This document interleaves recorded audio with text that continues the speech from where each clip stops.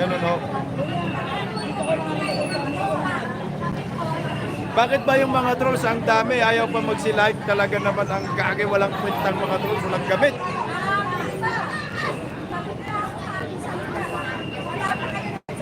Ito yung sinasabi namin guys na mayroon ng komunidad dito sa EDSA.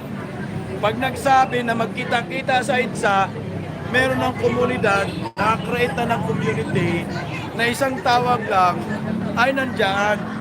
Isang panawagan lang ay nandito. Yun yung nangyari ngayon na inumpisahan ng EDSA Friday nila ni Maui na sinuportahan ng maraming vloggers. At ngayon, hindi lang mga vloggers nandito, kundi marami ng mga ordinaryong nandito, mga seniors nandito na ho. Ito po yun, yung komunidad sa EDSA, tuloy-tuloy na ho ito. Yung komunidad sa EDSA. Hindi na kailangan magbayad ka pa para may pumunta, no. Ito ay legit ho ito na volunteerism. Itong mga nandito ay gising na. Itong mga nandito ay desidido na pababain sa pwesto si Bangag.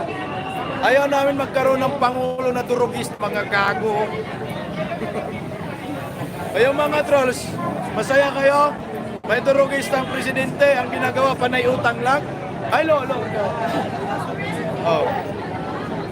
Kaya, ito maganda ho ito dahil nagsama-sama. Kita mo yung community na to. Hindi na kailangan maghakot, hindi na kailangan magbayad dahil ang mga tao ay kusa na pumupunta. Pag sinasabi punta sa EDSA, punta talaga. Na sana ito sa susunod, huwag kayong mag-alala, magkakaroon na po kami ng placard dito na malaki. BBM resign, yung picture nakangiwi. BBM resign! BBM resign! Tapos lagyan din ng mukha ni Palakati ang balos-los. Ayan o, kayong mag-alala. Tuloy-tuloy na ho ito.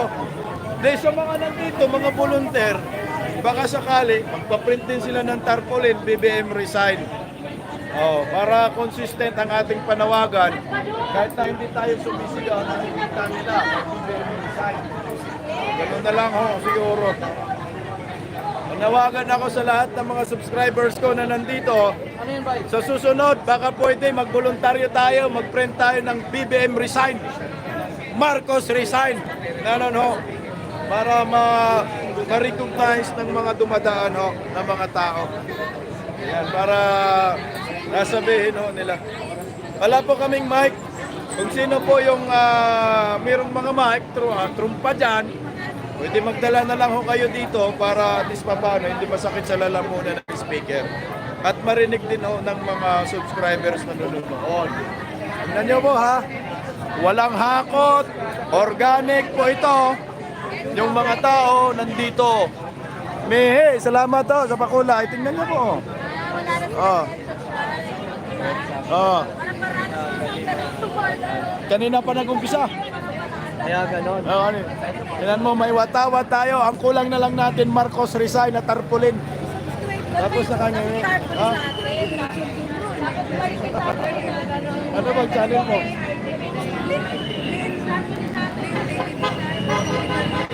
Oo, sige. Oo.